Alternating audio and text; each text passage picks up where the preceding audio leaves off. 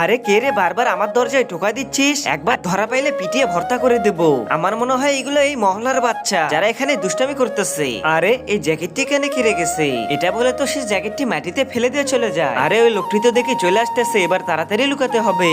আর তো তখনই মেয়েটি মনে করে এখানে কিছু একটা আছে। আরে ও তো আমাকে মনে হয় দেখে ফেলেছে, তাড়াতাড়ি লুকাই। আরে আমি মনে হয় ভুল দেখেছি, এখানে তো কেউ নেই। আরে একটুর জন্য তো বেঁচে গেলাম। তারপর মেয়েটি গিয়ে তো তার স্বামীর কাছে ফোন করে, আরে আপনি কোথায়, তাড়াতাড়ি বাড়িতে আসুন। আমার মনে হয় বাড়িতে কেউ একজন ঢুকেছে। এদিকে তো চোরটি চুপি চুপি গিয়ে একটি ঘরের ভিতর ঢুকে পড়ে, আর মহিলাটি দেখতে পেয়ে দৌড়ে গিয়ে দরজাটি লেগে দেয়। আরে কে, দরজাটি খুলে দাও, আমি ভেতরে আছি। আরে শিটিয়ার, আজকে মনে হয় ধরা পড়ে যাব। আরে এই জানালা তো দেখি খোলা আছে, এই জানালা দিয়েই তো যাওয়া যাবে। একটা কাজ করি, তাড়াতাড়ি গিয়ে আলমারি থেকে টাকাগুলো বের করে নেই। এরপর তো চোরটি দৌড়ে গিয়ে আলমারি থেকে সবগুলো টাকা হাতিয়ে নেয়। এরপর তো জানালা দিয়ে আস্তে আস্তে বের হতে থাকে। আরে এ পাশে তো দেখি দরজা লাগানো, এখন কি করব আমি? মনে হয় আজকে ধরাই পড়ে যাব।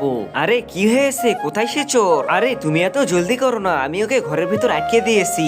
এরপর তো তারা ঘরের ভিতর ঢুকতেই তো চোর দরজার আড়ালে লুকিয়ে পড়ে, আর সেই সুযোগে বের হয়ে দৌড়াতে থাকে।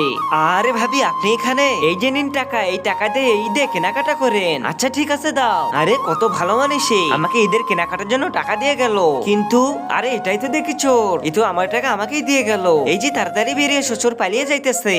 তার আগে যারা চ্যানেলটিকে সাবস্ক্রাইব করে দেবে তাদের মা বাবা যেন অনেক দিন বেঁচে থাকে, আর যারা ভিডিওটিতে লাইক কমেন্ট করে দেবে তাদের মনের আশা যেন পূর্ণ হয়। কমেন্টে বলে যাও আই লাভ ইউ মা বাবা।